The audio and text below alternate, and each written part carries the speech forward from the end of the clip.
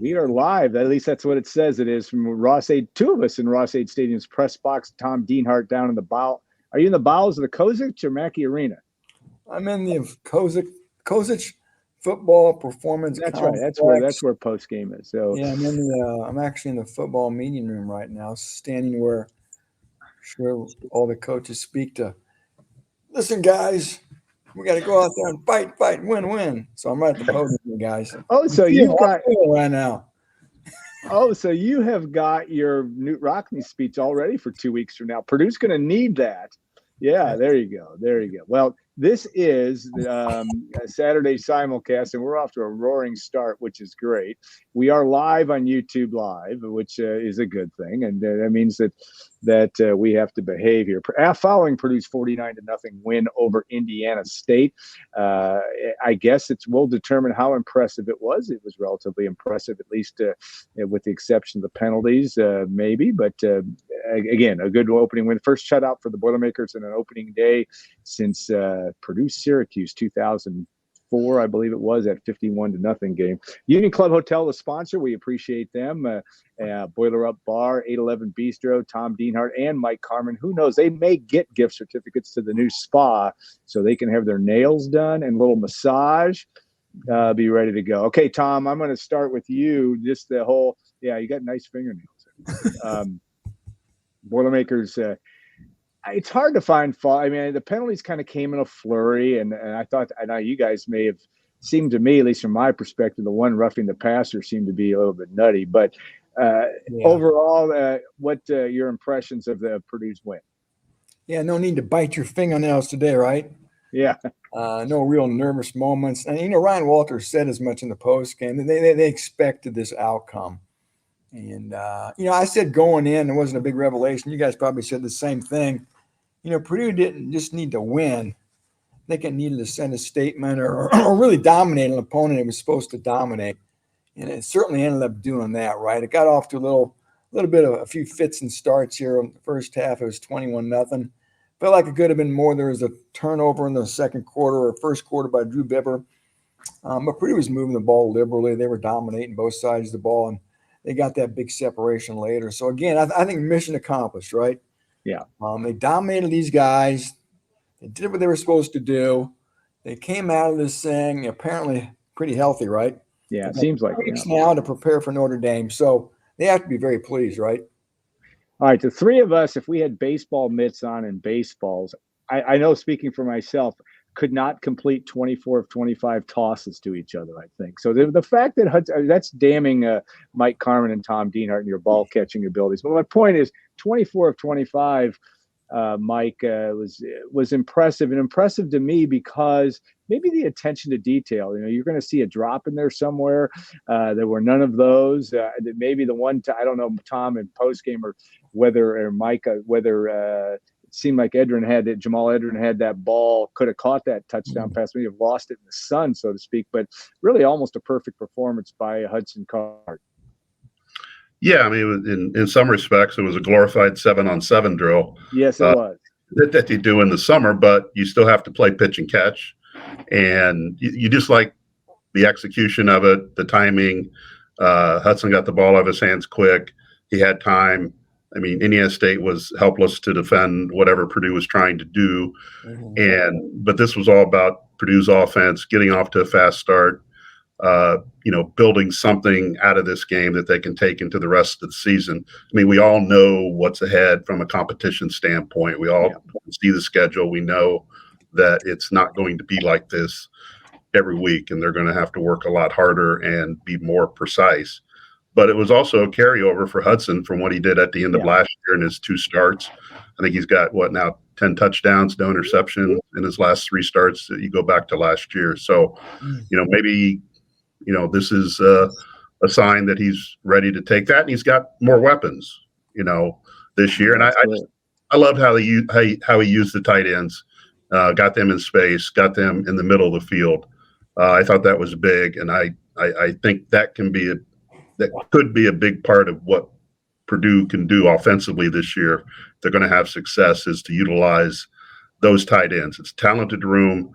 And I think they can make some big plays. And if the outside receivers come on, then you have a chance to have a lethal passing attack there. Yeah, I think that's the true thing. And Tom, you've written about this and talked about the need. Graham Harrell, Purdue's offensive coordinator, wanting to get Card percentage up from 58 or 59, what it was last year, that mid-60s range. Well, he's off to a good start at 96. Yeah. That's going to help that number. It's going to skew it maybe for the rest of the year. But he just looked really comfortable back there, and I understand he wasn't under any pressure. I don't know if that's a kudos to the offensive line or just a team that was completely outmatched in Indiana State, but certainly it's certainly a historic performance, at least in terms of numbers for Hudson Card, Tom. Yeah, you're right. I saw your tweets, Alan. I saw some other ones. Set an FBS single season record, Right? Record for matched it. He tied it. Yeah, he matched it. He matched. Okay. Well, what was it? 96%, right? And right. Just remarkable. And Mike talked about how he finished last year. He sort of picked up where he left off. A good sign for a guy. And Walters talked about this in the post game too. They sort of expected him to make some type of a step up in his second year here. But I guess everything we say right now, late afternoon on this Saturday, August 31st, we have to temper a little bit because of the opponent. But still, they did what they were supposed to do, which was impressive. And guys, Mike talked about the tight ends. Max Clare led him in catches. I think he had a big catch called back to you by a penalty. Yeah, he did. Drew Bibber is a nice weapon. We saw a little bit of George Byrne. I wasn't sure if he played at all today, but he did. He caught a pass. How about this, guys? 12 different players caught passes today. And, Mike talked about the weapons Hudson Card has, and I think that's an indicator of the type of guys the array of guys that they can throw to. And just remember this, too. C.J. Smith didn't play today. Right. Maybe their first or second best receiver, supposedly, the kid from Georgia, the guy who's a true burner. So they'll add him to the mix against Notre Dame. Long story short, as we all thought, I think when the year started, this offense has a chance to be pretty special. I'd kind of wonder what you guys thought of the defense today. It looked pretty good to me. Carm, I'll let you start with that. What do you think? Well, they swallowed up Indiana State, which I don't know if they didn't want to pass or they can't pass. I'm not sure what it was, or they've not covered that part in any of their practices because they had no desire to throw the ball in the air. Maybe they were just looking to get in and get out and take their check and get home. But Purdue's defense imposed its will on them, really never let them gain any traction. They had the quarterback had a 20-yard run at some point. And I thought early on the defense really stymied them on third down, not letting them get going and giving the ball back to the offense, which eventually got going. I loved Will Helt today. Yeah. Again, the competition part, but 7 tackles, 6 solos. Was it 3 tackles for loss, a couple sacks? Purdue needs some really solid production off the edge. After losing Nick Scorton, and Will Helt is going to have to fill that void, and he's off to a good start. And he's got Notre Dame in a couple weeks. They've had some questions on their offensive line, right? But this should be a good building block performance for him from a confidence standpoint to maybe springboard into the season and get Purdue some more production off the edge. But I thought defensively, they did what they needed to do, and Indiana State never really threatened to score. I do like the fact that Dylan Thieneman still lines up in Benton County to his position. I think I'm impressed by that. Yeah, he's still, man. I want to know how many miles that dude runs during the course of the game. They keep track of it. Oh, they do. I know they're dated. All right, Caden Jenkins. Tom, if you're going to beat Notre Dame, you're going to need special plays by special players. Over history, that's been that way for Purdue. What do you think of where he was positioned today, and what you see there from that standpoint? After a quick look at it, you haven't had a lot of chance to evaluate it. I get it, but what do you think? What do you think of him from that standpoint? Yeah, it's kind of nice being in the middle of the defense, inside linebacker. You can't really run away from him. Yeah, they let him play downhill a lot. And, Mike talked about how much, Dylan Thieneman runs. Well, Jenkins covers a lot of ground too, and he can get to the edge and chase guys down. I saw him do that a few times today. So he's the ultimate warrior, man. I mean, I remember talking to the old staff, Mark Hagan in particular, who coached him, how he marveled at Jenkins, his toughness, how he played through injury. I mean, a true warrior, and a guy that I've had people tell me he's probably the most respected player on the team. You know, he's not a super vocal guy. He's not a me guy. But man, I tell you what, you impress people by your actions and how you carry yourself, not by what you say. And Jenkins is one of those kind of guys, really respected because he plays hard and he's very productive. He's very good. So he's a special guy, and they're going to need him to step up all year long. You know, the defense, like you said, Mike makes good points about number 15, Will Help. Can he be that special edge rusher this year? We saw C.J. Madden today. We saw Sheeta Soleil. They're going to need to get guys off that edge because, boy, Scorton and Jenkins were two of the best in the Big Ten last year. And, of course, Scorton's in College Station, Texas. And just talked about Jenkins. He's playing inside linebacker. Yeah, it's going to be important, obviously, against better opponents if you have the ability to do those types of things at that higher level, and we just don't know yet. Again, it's hard to minimize today because it was nearly flawless. So again, with the exception of the penalties, and Purdue's 49-0 win. All right, let's take a quick look at Notre Dame, and obviously we'll be talking that till we're blue in the face over the next 2 weeks because Purdue has a bye week next week, as everybody knows. Mike, I will know more about Notre Dame watching him play Texas A&M tonight. They're actually an underdog, even though they're 7th ranked. I think they're 3.5-point dog. You're a Vegas guy. What will the line be, Mike, when Purdue plays Notre Dame? And I understand Notre Dame's got 2 games to play before they come to West Lafayette. But if you were going to hazard a guess, what would you say? Probably a little bit north of a touchdown. I don't know if it reaches double digits. I'm trying to remember if I saw a summer line for that game, and I can't remember if I did or not. But once you play and once you see things, and a lot of the line will react to what Notre Dame does in its game against A&M, and then its next game, injuries and stuff like that. So I would go north of a touchdown right now, and probably getting up to double digits. But that's, from Purdue's standpoint, they rearranged their schedule. They moved the Indiana State game up a week because they wanted to play on opening weekend, which you completely understand, but that gave them an extra week to prepare for Notre Dame. So Purdue has put itself in this position to maybe surprise the Irish and be ready for the Irish. So now, is this team capable of taking advantage of this situation in 2 weeks and springing an upset and really potentially carving out how this season will play out for Purdue? So that's kind of the thing for me. Purdue wanted to be in this position. They wanted the extra week, and now can they take advantage of it? I thought the offense was kind of vanilla for the most part. I mean, we didn't see a lot of fancy stuff. I'm sure the playbook will open up over the next 2 weeks, and we'll see a lot of different things. And they're going to, they've been preparing for Notre Dame for months, regardless of what they say. They've no doubt. For months. So I would expect more, not trickery from the offense, but just more sophistication, maybe some different looks. I wouldn't be surprised if it's not completely different, but a lot of things that we didn't see in Saturday's game.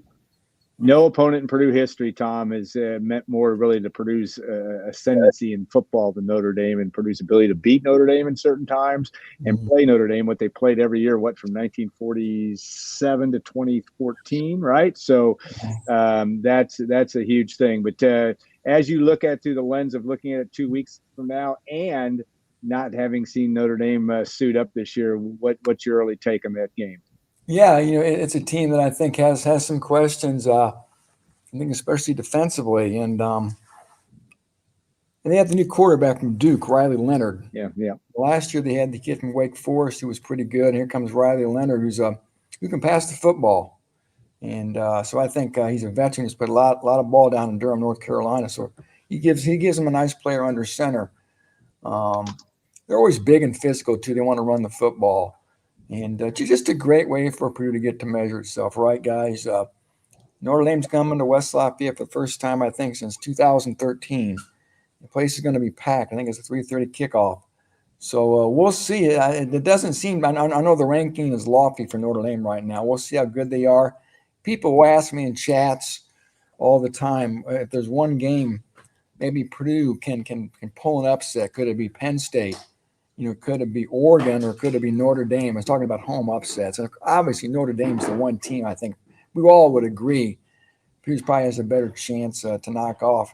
Maybe that's Penn State. But again, it could be Notre Dame. So, yeah, it's going to be a lot of fun when the Irish come here, guys. So many great memories, man, for all three of us watching Purdue Notre Dame games. Not to get off on a tangent, Alan, but the guy you were with today in the radio booth, Mark Herman, I got to sit in the north end zone in 1979 and watch him knock off the Irish. So maybe this will be one of those special Saturdays for Purdue fans in a couple of weeks. We'll have to see. Yeah. Last question, guys. One thing that we've been talking about, which has been interesting, Purdue's biggest home season opening attendance figures dating back to the Akron game in 2005. The fact that they had 59,000 here today was impressive. We all knew that was coming, but they actually, for the most part, showed up on a warm day. It wasn't scorching hot, but it wasn't cool out there. In the student section, we're not a commercial for Purdue, but it certainly was very impressive, at least to me, that the students were there shoulder to shoulder, and most of the other seats were pretty darn full. Mike, I mean, it was that left me with a very positive impression of where Purdue fans are. And like Tom, like you said, Notre Dame, it's going to be nuts. But Mike, any thoughts on that? No, it was a good turnout from a fan perspective, good turnout from a student perspective. And, there are probably some Purdue fans who bought season tickets just to be in the building when Notre Dame comes to town. I mean, there's people have different reasons why they buy the tickets and all that, but it'll be packed. Notre Dame fans will get into the place. Purdue fans will be here. And as Tom said, it's a great measuring stick for Purdue. A win doesn't make Purdue's season. A loss doesn't break Purdue's season. But they're in a position now that they came out of Saturday's game, from what we understand or what we saw, with no major injuries. And, if they get some guys back to help them really, increase the talent on the roster to play at Notre Dame, then they certainly have a chance to pull that upset. But this is probably Purdue's best opportunity to pull a bit of a surprise, because when you get to that Penn State game at the end of the year, we have no idea who's going to be on the roster, who's going to be healthy. Right now, we know Purdue is relatively healthy, and they're going to be in a pretty good position to maybe pull an upset. But, can they get it done against an Irish team that, has high hopes to get in that playoff and all that? And you got Marcus Freeman coming back. I know he was just a defensive guy before, but he's coming back to Ross-Ade for the first time. So that's an added storyline to what we're going to see and hear the next couple of weeks.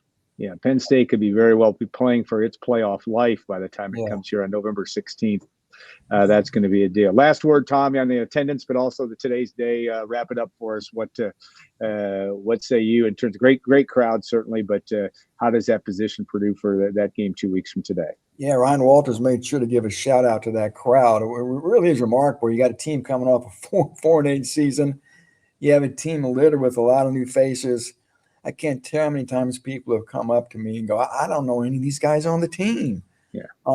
So there was all those unknowns and people not knowing the players. You got an FCS team, Indiana State, coming in.